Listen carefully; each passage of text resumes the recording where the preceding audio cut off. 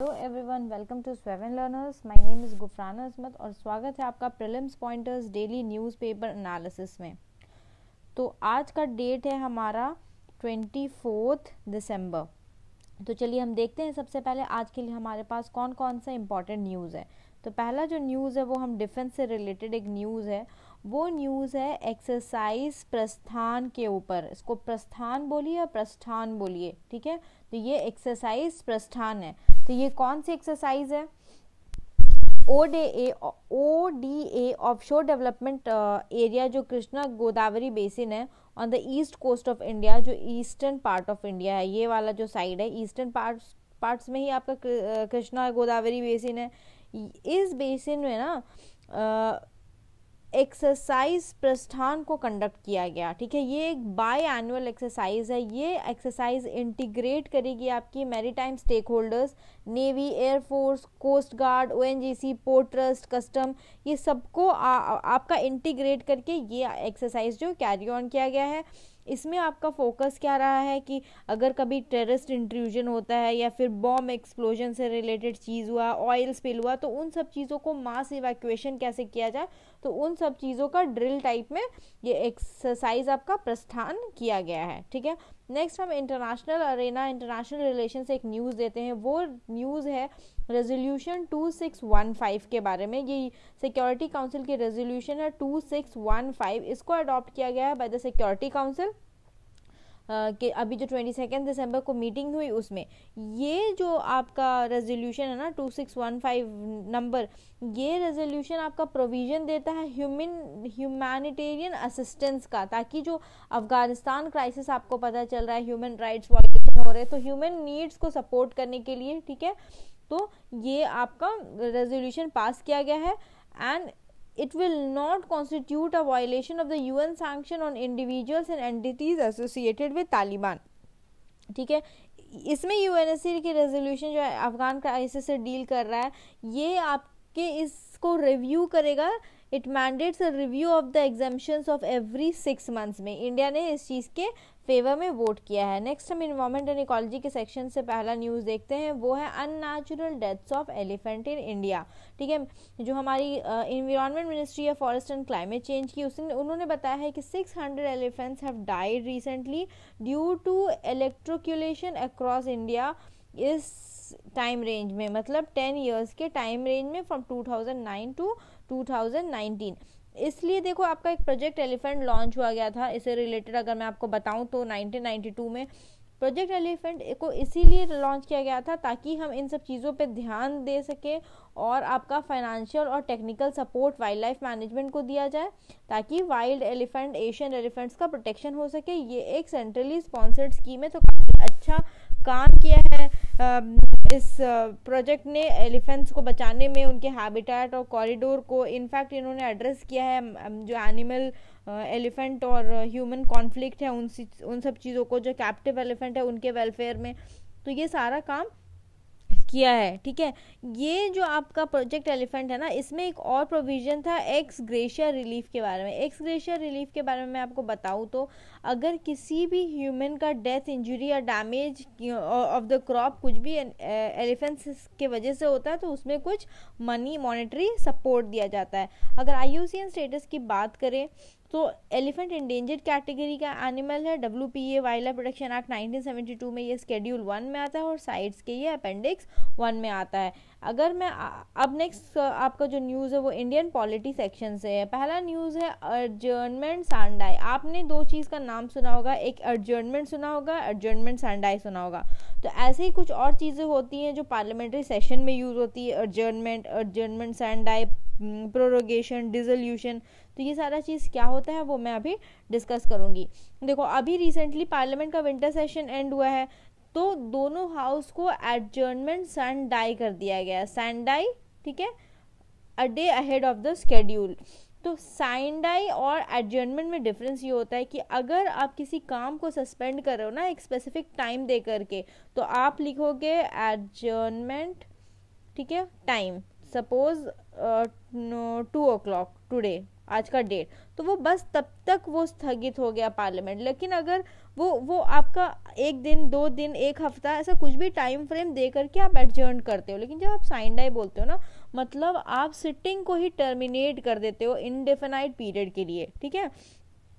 मतलब आपने उसको एडजर्न कर दिया है, लेकिन रीअसेंबली का टाइम और डेट नहीं बताया, जैसे एडजर्नमेंट में बताया जाता है, एडजर्नमेंट साइन डाई में टाइम और डेट नहीं बताया जाता है। और ये दोनों साइन डाई एंड एडजर्नमेंट दोनों का पावर जो है प्रिसाइडिंग ऑफिसर, स्पीकर या फिर चेयरमैन के साथ होता है।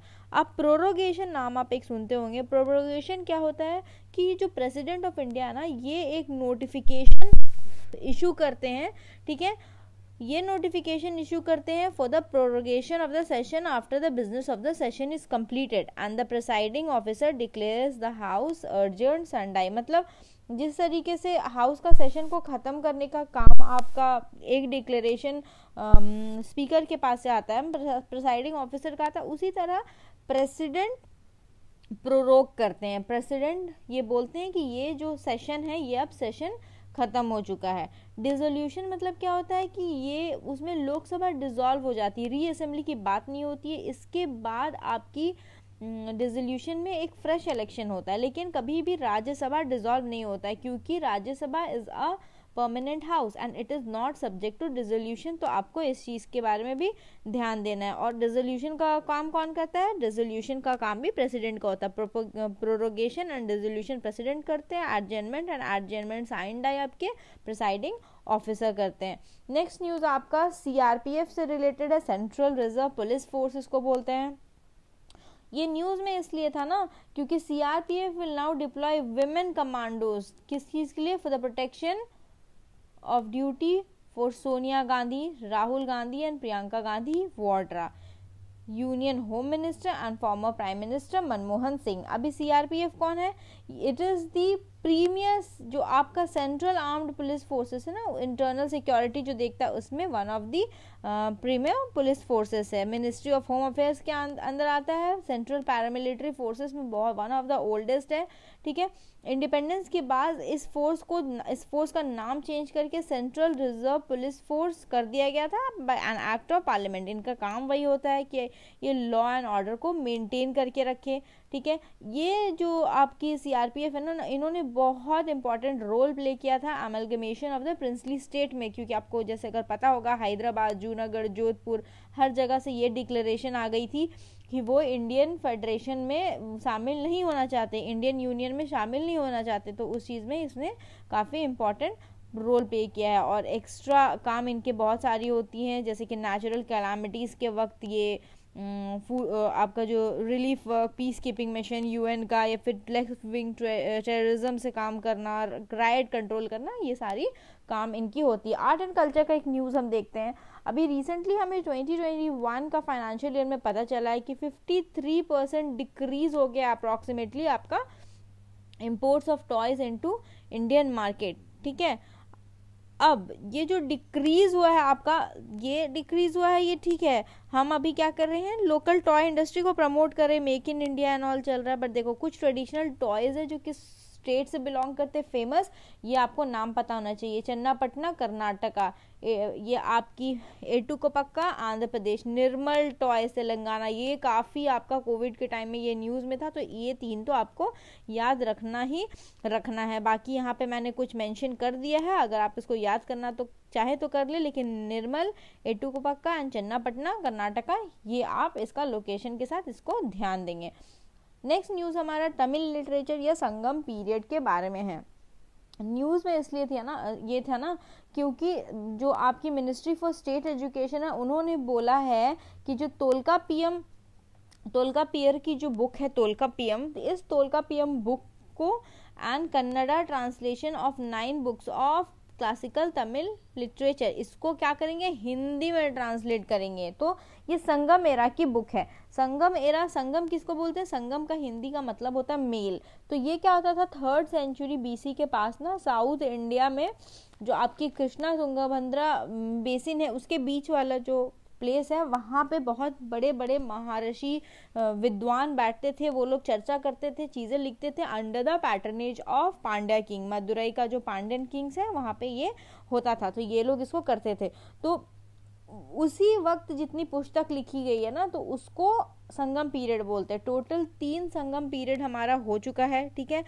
पहला संगम ऐसे बोलते हैं जैसे कि वो देन मदुरई के टाइम मदुरई में हुआ था, लेकिन इस संगम पीरियड का कोई भी लिटरेरी वर्क सरवाइव नहीं करता है। सेकंड बोलते हैं कि सेकंड संगम आपका कपाटापुरम में हुआ था, और इसमें फर्स्ट संगम का जो ये जो फर्स्ट संगम था ना, इसको बोलते हैं अगस्त्य ऋषि ने इसको इसके अध्यक्षता में हुई थी। सेकंड भी बोलते हैं कि स्टार्टिंग में अगस्त्य ऋषि की अध्यक्षता में हुई थी, बाद में ये तोल्कापियर की अध्यक्षता में हुई थी। उसी तोल्कापियर की बुक है तोल्कापियम जो सरवाइव करी, और उसका हिंदी ट्रांसलेशन होने वाला है। थर्ड संगम आपकी फिर से मदुरई में हुई थी, और इसको सेंट नकियार के अध्यक्षता में थर्ड संगम आपकी हुई थी। संगम ये एक संगम एज जो बोलते हैं ना, उस वक्त 3 किंगडम साउथ इंडिया में रूल करी थी। ये वाले पोर्शन में, ये जो आपका कृष्णा कावेरी नीचे वाला पार्ट हो गया, तो यहाँ पे आपके इधर पांड्यन रूलर थे, यहाँ पे चोला थे, और यहाँ पे चेरास थे। This is Cheras, this is Pandyan, this is Cholas. तो ये वाला जो पार्ट है, इसको ये 3 रूलर का जो एक समूह है ना, इसको इन डायनास्टी को संगम एज भी कहा जाता है। तो ये सारा इंफॉर्मेशन बुक के बारे में है। और ये जो आपका अगेन स्टैटिक का पार्ट है, तो ये इसका इंफॉर्मेशन आपको होना चाहिए। अब थोड़ा सा मैं आपको बता दूं कि संगम लिटरेचर में जैसे बुक्स तोल्कापियम, इटुकोगाई, पट्टू है ना, ये कनक्कू, ये सारे एपिक्स है। शिल्पादिकरम, मणिमेगलाई, ये सारे बुक्स है। तो तोल्कापियम तोल्कापियर ने लिखा था, अर्लीस्ट तमिल लिटरेरी वर्क है, ठीक है। इसमें फिर आपको एतुतोगाई के बारे में पता होना चाहिए, इसको 8 एंथोलॉजीज बोलते हैं, ठीक है। पट्टू के बारे में होना चाहिए, इसमें 10 इडल्स मतलब 10 वर्क है, इसमें ये सारा वर्क नहीं याद रखना है, बट एतुगाई, पट्टू ये सब आपका संगम एज से रिलेटेड बुक्स है, आपको पता होना चाहिए। फिर आपका शिल्पादिकरम, इसको एलिंगो अडिगल ने लिखा है, एंड मणिमेगलाई इसको आपका सत्यनार ने लिखा है। तो ये दोनों भी आपका इंपॉर्टेंट बुक का नेम्स है, तो ये सारा आप ध्यान देंगे, और ये सारे बुक आप याद करने की कोशिश करेंगे। मिसलेनियस का एक सेक्शन से हम एक न्यूज देखते हैं।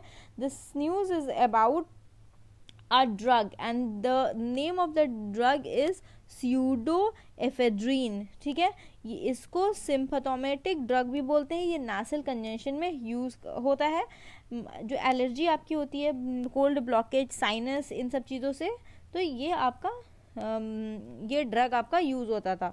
तो ये जो आपकी ड्रग है ना, it is one of the control substances in India. 7 है, उसके अंदर एक है, क्या मैं बताती हूँ।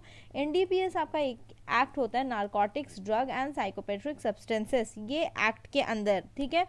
ये जो सब्सटेंस है ना, इसको प्रीकर्सर सब्सटेंस बोलते हैं, कि जो नारकोटिक्स ड्रग के लिए यूज होता है, ठीक है। तो क्या होता है ना, UPSC ऐसे अजीब सी नाम ड्रग्स का दे करके ना आपको क्वेश्चन फ्रेम कर सकती है, इसीलिए थोड़ा ये सब चीज़ भी हमें ध्यान में देना होता है, इसलिए इस न्यूज़ को मैंने यहाँ पे ऐड किया हुआ है, ठीक है।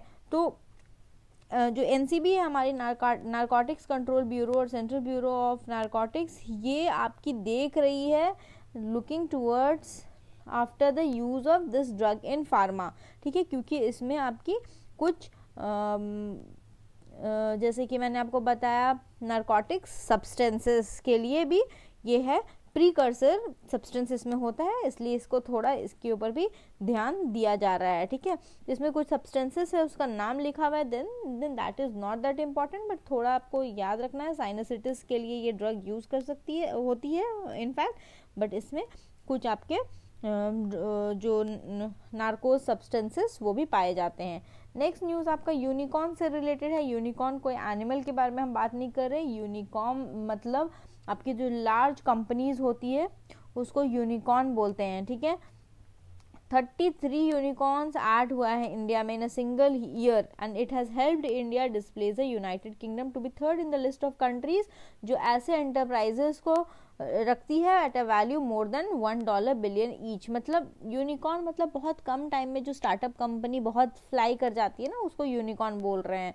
तो अभी इंडिया में 33 यूनिकॉर्न्स जब से इस फेज में आया है, तो इंडिया ने यूनाइटेड किंगडम का पोजीशन को चेंज करवा दिया, थर्ड पोजीशन करवा दिया। US and neighbouring China occupy first 2 ranks, ठीक है। पहला रैंक आपका US and then China, and third हमारा इंडिया आ गया है, ठीक है। इंडिया में स्टार्टअप बूम होने लगा है, ठीक है। अभी हमारे पास जो टैली है यूनिकॉर्न्स का 54 के आसपास हो गया है, एंड हमने यूके को ओवरटेक करके थर्ड पोजीशन उनसे ले लिया है, ठीक है। यूनिकॉर्न पता होना चाहिए आपको, स्टार्टअप वाली जो कंपनीज होती है जो बहुत फास्ट फ्लाई करती है उसको यूनिकॉर्न भी बोलते हैं। चलो अब देखते हैं कि कितना आपको याद है ये आंसर्स। आप वीडियो को पॉज करें और आंसर को अटेम्प्ट करने की कोशिश करें। क्वेश्चन मैं रीड आउट नहीं कर रही हूँ, आप देखो आप आंसर अटेम्प्ट कर पा रहे हो कि नहीं।